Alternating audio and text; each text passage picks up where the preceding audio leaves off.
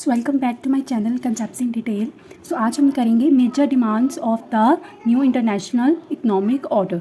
Okay, so sorry for the students for the delay of the video because I had a really bad throat infection and because of it I was not able to make the video. So here it is. So let's start our video. So if you haven't subscribed to my channel, please go and subscribe. If you like the video, then please like and share it as well. So let's start with our first point. So the first point is restructuring of the present day world economic relation. So इसमें क्या लिखा है, इसमें लिखा है कि जैसे हमें पता है कि जो इंटरनेशनल लेवल पे या कोई भी इकोनॉमिक इंटरनेशनल इकोनॉमिक है, वहाँ पे इकोनॉमिक लेवल है, वहाँ पे क्या होता है, जो सारी इकोनॉमी है वो किसके अराउंड रिवॉल्व करती है, only revolves around the developed nation. ठीक है, क्योंकि सारी नेशन जो नेशन रिच हैं तो उसी के अकॉर्डिंग जो है सारी इकोनॉमी जो रिवॉल्व करती है। तो बेसिकली उसकी वजह से क्या होता है, जो सारी जो थर्ड नेशन है मीन्स जो अंडर डेवलपिंग और जो डेवलपिंग नेशंस हैं वो क्या होते हैं, वो बेचारे वैसे ही रह जाते हैं, वो डेवलप नहीं हो पाते। तो कहते हैं इसलिए जो है वो सारा रिकन्स्ट्रक्ट करना चाहिए, जो भी हमारा वर्ल्ड इकोनॉमिक रिलेशंस है, मतलब जो लेवल है इकोनॉमिक का लेवल है उसको रिकन्स्ट्रक्ट करना चाहिए, सो दैट द जो वर्ल्ड वेल्थ है वो ओनली चूजन वन के हैंड्स पे ना रह जाए, बल्कि जो अंडर डेवलपिंग और डेवलपिंग नेशंस है उनको भी जो है पूरा मौका मिले, उनको पूरे म्यूचुअल बेनिफिट्स मिले, इंटरडिपेंडेंस मिले, इक्वालिटी मिले। ठीक है, सो दैट इक्वल राइट्स मिले, सो दैट वो भी जो है डेवलप कर सकें। ठीक है, सेकेंड पॉइंट है need of the institutional changes. कहते जो है उन्होंने ये भी डिमांड की है कि जो इंस्टीट्यूशनल चेंज हैं उन मतलब इंस्टीट्यूशनल्स हैं उनको भी चेंज करना चाहिए। अब कौन कौन सी जो है इंस्टीट्यूशंस हैं जो मतलब इकोनॉमिक लेवल पे जिसको भी है चेंज करना चाहिए, जिसमें उसके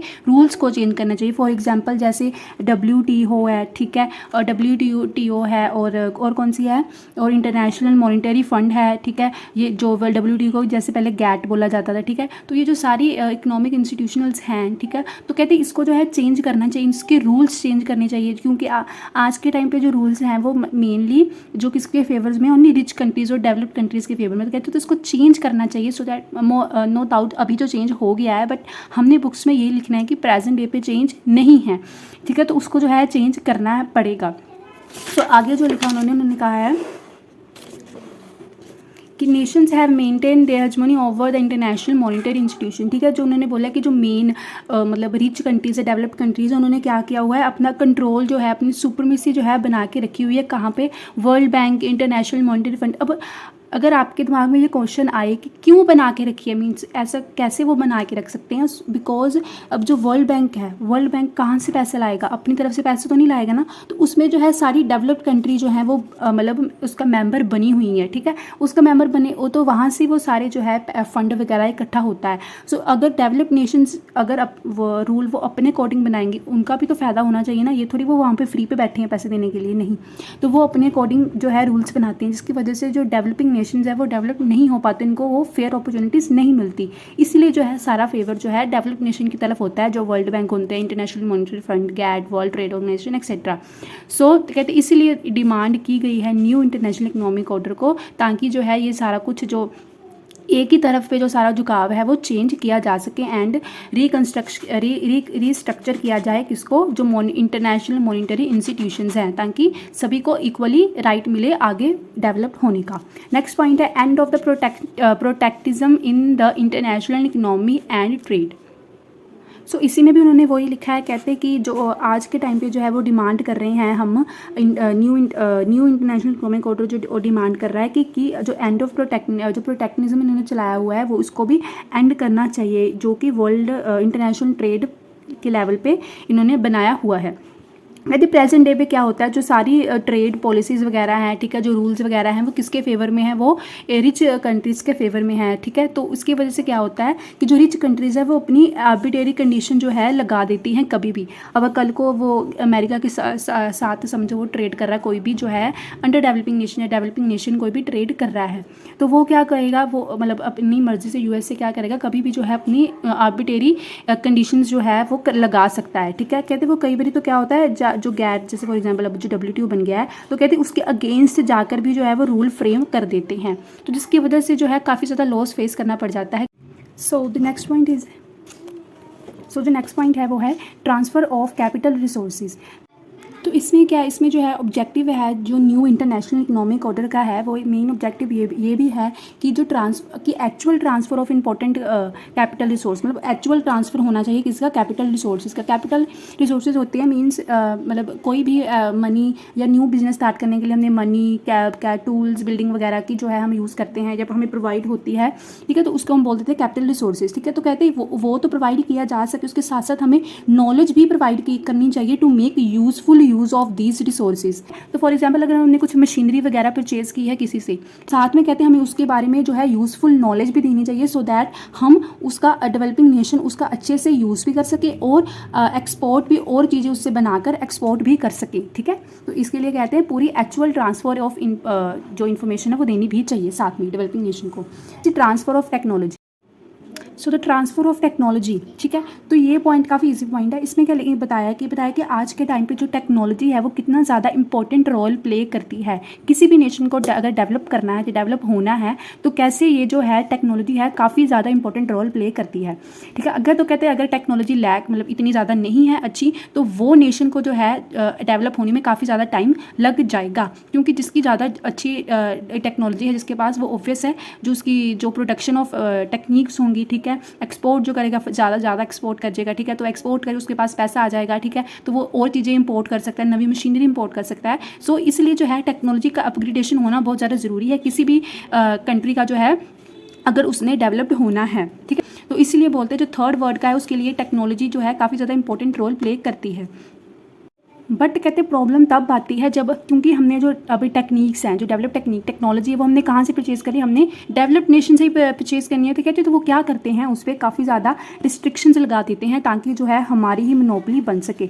तो मैं आपको बड़ी अच्छी एग्जांपल देती हूँ कि जब हमने न्यूक्लियर बॉम्ब जो है टेस्ट करना था, तो अमेरिका हमें रोक रहा था कि इन्हें टेस्ट नहीं करना, क्योंकि पता था कि इन पर टेस्ट कर लिया तो क्या होगा, कल को प्रॉब्लम होगी, वो भी एक न्यूक्लियर पावर बन जाएगा, तो वो डरेगा नहीं इतना, क्योंकि उसके पास भी अब न्यूक्लियर पावर है।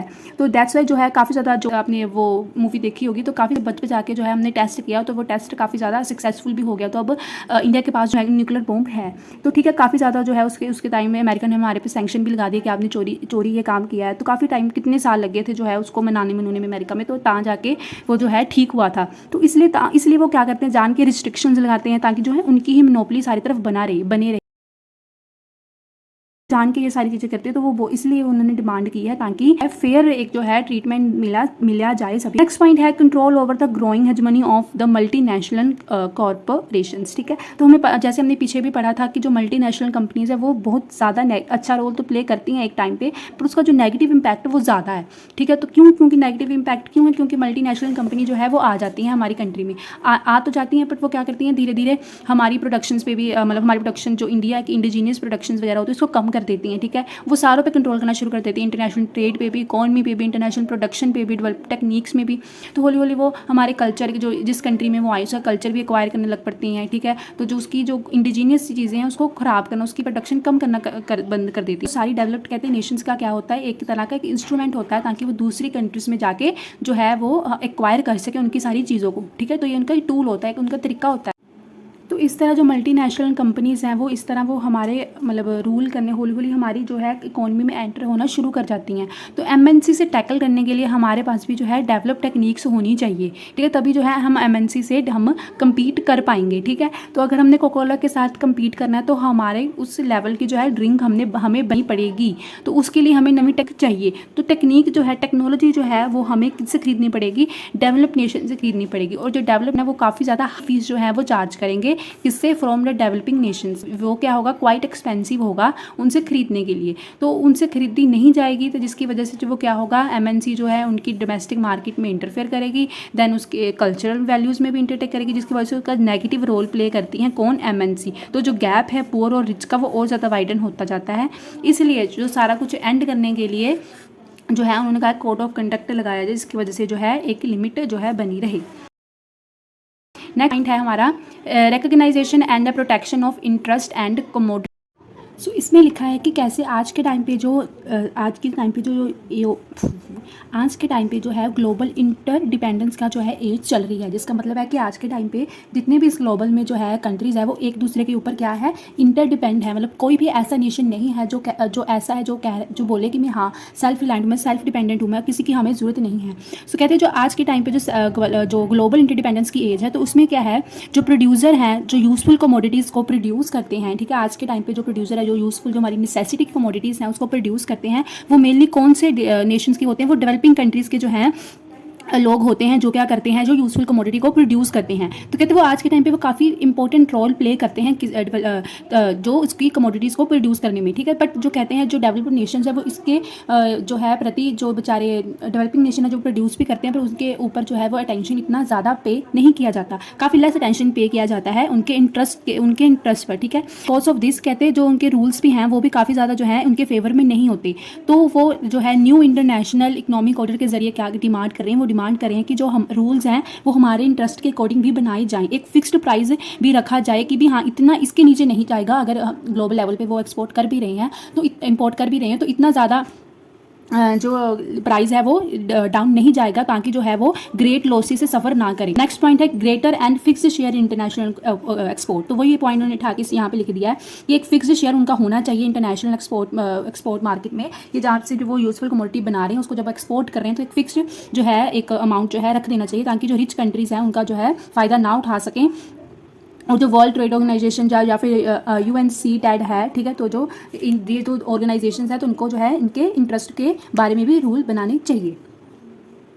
So next point is self reliance. कहते जो है जो थर्ड वर्ल्ड है, मीन्स जो अंडर डेवलपिंग और डेवलपिंग कंट्रीज़ हैं वो क्या करती हैं, आज के टाइम पर सेल्फ रिलायंट होना चाहती हैं, वो सेल्फ डिपेंडेंट होना चाहती हैं। और इसकी वजह से क्या है, तो सेल्फ डिपेंडेंट होने के लिए वो पूरे की पूरी ट्राई करते हैं कि वो सेल्फ डिपेंडेंट हो जाए। कहते हैं वो जो डेवलपिंग कंट्रीज़ होती है वो इतनी ज़्यादा नेक्शस होती हैं मोर टू मोर डेवलपमेंट करने के लिए, मतलब वो चाहती हैं कुछ, वो उनकी डिटर्मिनेशन पावर इतनी स्ट्रॉन्ग होती है, उनको पता है कि अगर हम कॉन्टीन्यूस एफर्ट करेंगे, ठीक है, कॉन्टीन्यूस एफर्ट करेंगे, पूरी डिटर्मिनेशन लगा के करेंगे, स्ट्रॉन्ग डिटर्मिनेशन होगी, तभी जाकर वो जो है एक डेवलप्ड नेशन बन पाएंगे। जो उनकी डिपेंडेंस है वो डेवलप्ड कंट्री पे वो जो है कम हो पाएगी तभी।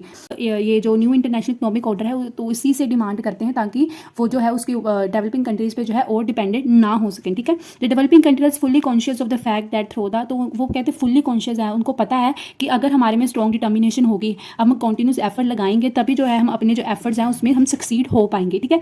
तो अलॉन्ग विद दिस कहते हैं इसके साथ उनको ये भी पता है कि ये इनकी डिपेंडेंसी है डेवलपिंग कंट्रीज़ के ऊपर वो तभी कम होगी जब वो है अच्छे से अपना एफर्ट जो है पूरी तरह से लगाएंगे, ठीक है। तो वही बोल रहे हैं कि अगर जो डिपेंडेंसी हमने जो कम करनी है डेवलपिंग नेशन पे तो वो तभी कम हो सकती है अगर जो है हम न्यू इंटरनेशनल इकोनॉमिक ऑर्डर जो है एस्टैब्लिश करेंगे। पॉइंट है fixed minimum standard living and fixed minimum income.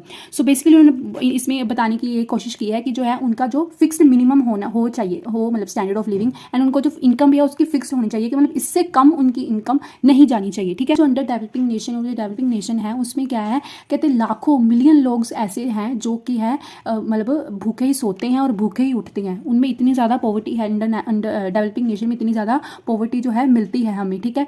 तो कहते हैं कई सारे बच्चे ऐसे भी हैं, चिल्ड्रन ऐसे भी हैं जो अंडर नरिश्ड हैं कि ठीक है उनके पास इतने पैसे नहीं है कि वो हेल्थियर लाइफ स्टाइल जो है वो एक्वायर कर सके। तो कहते हैं ये बेसिक रिफॉर्म जो हमें थर्ड वर्ल्ड में करनी है, तो इसलिए वो चाहते हैं कि न्यू इंटरनेशनल इकोनॉमिक ऑर्डर बने तो हमें fixed minimum standard of living जी सकें, ताकि हमें जो फिक्स इनकम मिल रही है उससे हम एक fixed minimum standard of living, हमें पता है कि हमारे इतने पैसे हमें मिलने हैं तो हम इतने पैसे से हम अपना गुजारा कर लेंगे, तो उसको तभी उनकी स्टैंडर्ड ऑफ लिविंग भी एक फिक्स रहेगी, इससे नीचे नहीं जाएगी, ताकि वो उनको जो वो भूखे सोते हैं ताकि उनको भूखा सोना ना पड़े। National economic order.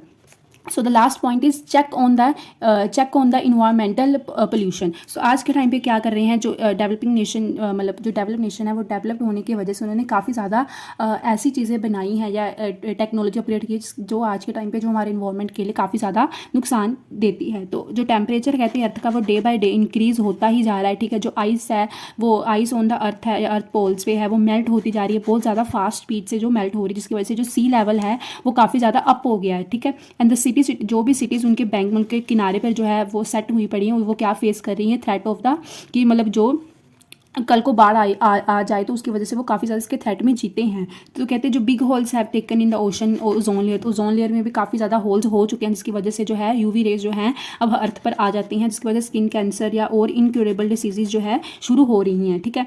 तो कहते हैं इसकी वजह से जो है हमने वो डिमांड कर रहे हैं डिमांड कर रहे हैं ताकि जो ये जो डेंजरस जो वो अपग्रेडेशन कर रहे हैं, जो टेक्नोलॉजी ला रहे हैं, ठीक है, जो बंद हो सके एंड जो रूल्स वगैरह अच्छे से सेट हो सके ताकि ये जो डेवलपमेंट हो रही है उसको रोकी जा सके और इन्वायरमेंट को प्रोटेक्ट किया जा सके through the new international economic order. So बस आपने लास्ट में जो है इतने पॉइंट्स इनफ हैं आपके, ठीक है। और क्योंकि आपने अभी वो इसके साथ मीनिंग भी लिखोगे, आप अच्छे से डेफिनेशन भी दोगे और थोड़े से फैक्टर्स भी लिखोगे ताकि मतलब किस फैक्टर्स की वजह से जो है जो वो डिमांड की गई है, ठीक है। देन आप ये डिमांड के पॉइंट्स लिखोगे।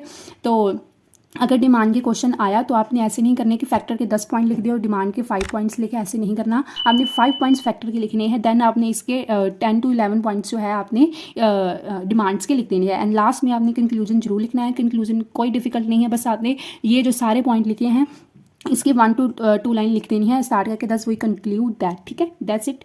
I hope it helps you and अगर आप चाहते हो कि नेक्स्ट कौन से टॉपिक में मैं वीडियो बनाऊँ तो आप कमेंट में बता देना। So don't forget to like share and subscribe to my channel. Thank you.